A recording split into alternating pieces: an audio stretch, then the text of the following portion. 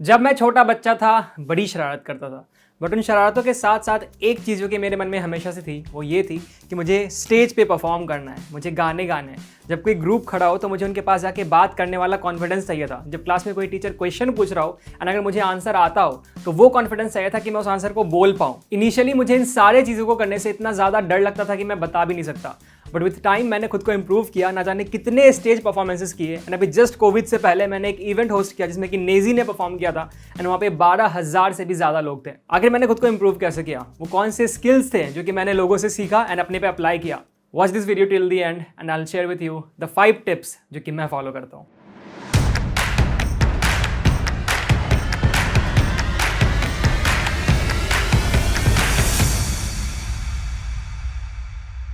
Tip number 1, start reading. आप किसी party में गए हो जहां पे लोग इटली के लेटेस्ट कोरोना वायरस केसेस के बारे में बात कर रहे हैं, पर अगर आपको इसके बारे में कोई नॉलेज ही नहीं है कि वहां पे कोरोना का क्या अपडेट चल रहा है, क्या सिचुएशन है, तो आप उसके बारे में कुछ बोल पाओगे? नहीं। अक्सर लोगों को ऐसा लगता है कि वो किसी भी ग्रुप डिस्कशन का पार्ट इसलिए नहीं बन पाते क्योंकि वो इंट्रोवर्ट है, बट एक्चुअल में ऐसा होता ही नहीं है। एक्चुअल में ऐसा होता है कि उनको उस पार्टिकुलर टॉपिक के बारे में नॉलेज ही नहीं होता। अगर उन्हें उस पार्टिकुलर टॉपिक का नॉलेज हो तो वो भी उस टॉपिक के बारे में आराम से उस ग्रुप में जाके बात कर सकते हैं। अब उस पार्टिकुलर टॉपिक का इन्फॉर्मेशन आपको मिलेगा कहाँ से?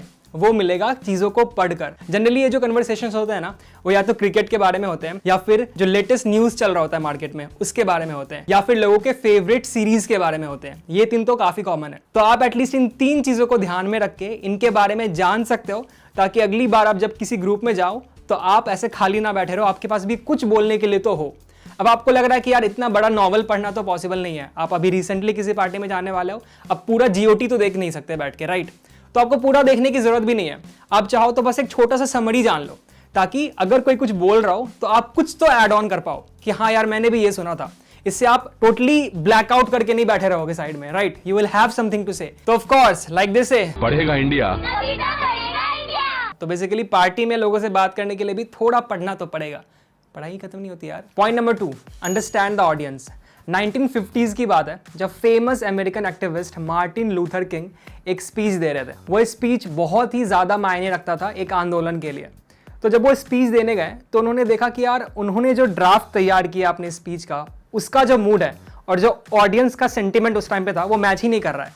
तो उन्होंने ऑन द स्पॉट अपने स्क्रिप्ट को चेंज किया एंड फिर जो उन्होंने बातें बोली उससे ऑडियंस रिलेट कर पा रहे थे एंड वो आंदोलन बहुत ज़्यादा सक्सेसफुल रहा। एंड ये स्पीच जिसको आज हम आई हैव अ ड्रीम के नाम से जानते हैं वो काफ़ी फेमस है। तो ये काफ़ी इंपॉर्टेंट है कि आप अपने ऑडियंस को समझो। अगर आप उनके सेंटिमेंट्स को नहीं समझोगे एंड कुछ भी अनाप शनाप बोल रहे होगे तो फिर कोई फायदा ही नहीं है। एज फॉर एग्जाम्पल, अगर मुझे ये पता है कि जहाँ पे मैं स्पीच दे रहा हूँ वहाँ पे मैक्सिमम जनता यंग है, तो आई विल मेक श्योर कि मेरी स्पीच की स्पीड ना थोड़ी फास्ट सी हो, क्योंकि हमें पता है कि आजकल हमारे यूथ का अटेंशन स्पैन कितना ज़्यादा कम हो गया है thanks to TikTok and reels.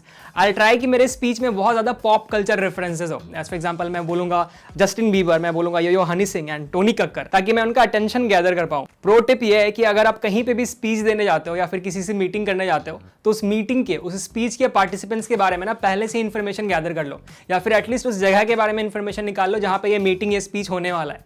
इससे ये होगा कि जब भी आपको अपने स्पीच में टाइम मिले आप अपने उस इन्फॉर्मेशन को स्विफ्टली डाल सकते हो, जिससे कि आपको लोग ज़्यादा अटेंशन देने लगेंगे। एज फॉर एग्जाम्पल अभी मैं दिल्ली से मुंबई आया हूँ। अब मान लो मैं यहाँ पे कोई इवेंट होस्ट करता हूँ एंड मुझे पता होता है कि ऑडियंस में मैक्सिमम जनता जो बैठी है वो यंग है, तो I might start my speech with ये जो मैंने बोला वो मुंबई की जनता पे, डिवाइन के फैंस पे, यूथ पे जो कि बहुत ज्यादा हिप हॉप सुनती हो, उन पे ही काम करने वाला है। रैंडम मत ट्राई करना, ठीक है? ये एक ऐसी चीज है जो कि पॉलिटिशियंस तो हमेशा यूज करते हैं, डिपेंडिंग ऑन कि वो किस स्टेट में स्पीच दे रहे हैं, उनका ओपनिंग लाइन उसी पे डिसाइडेड होता है। तो कभी आपने देखा है कि डोनाल्ड ट्रंप ये बोल रहे हो, yo guys what's up, hey guys how are you doing, they always say नमस्ते। तो जब भी ऐसा होता है तो हमें भी लगता है यार कि ये बाहर का इंसान हमारे कल्चर को, हमारे देश के तौर तरीकों को इतना इज्जत दे रहा है, तो हम उनकी बातों को फिर ध्यान से सुनने लगते हैं। So yup, this is something that you should always incorporate before going on stage, before meeting new people, कि आप उनके बारे में थोड़ा सा जान लो। Tip number 3, be simple.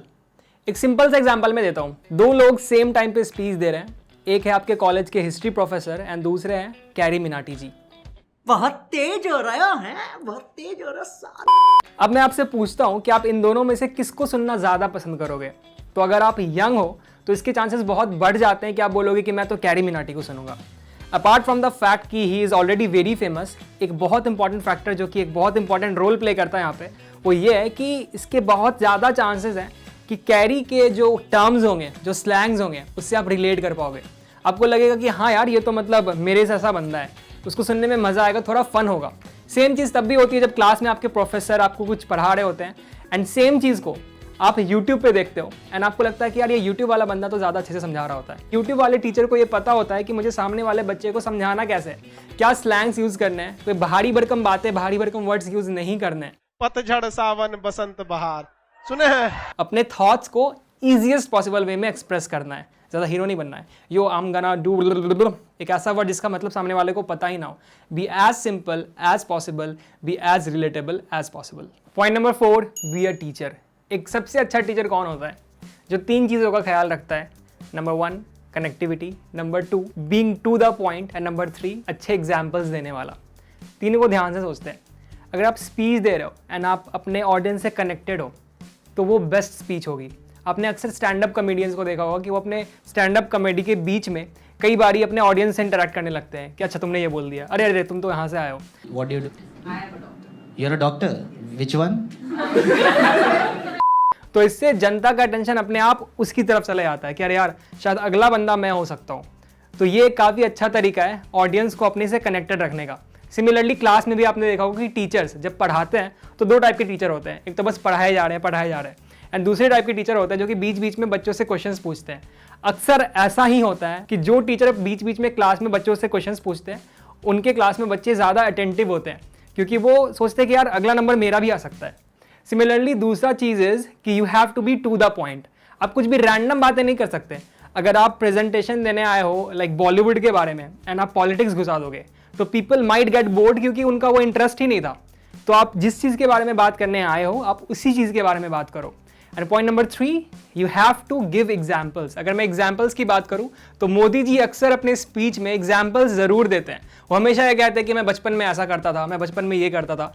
तो इससे ना ऑडियंस ऑन ट्रैक रहती है, थोड़ा ऑफ ट्रैक जाके भी, क्योंकि वो उनसे रिलेट कर पाती है। अच्छा यार मोदी जी भी बचपन में ये करते थे, मैं भी ये करता हूँ, ये तो मेरी तरह है। So follow these points and B a teacher. आपको कूल बनना है स्टेज पे जाके, मैं समझ सकता हूँ, बट अगर आपके थॉट्स को आपके सामने वाले लोग समझ ही नहीं पाएंगे तो आपका कूल बनने का सपना जो है ना वो फेल हो जाएगा। Point number 5, practice practice and practice.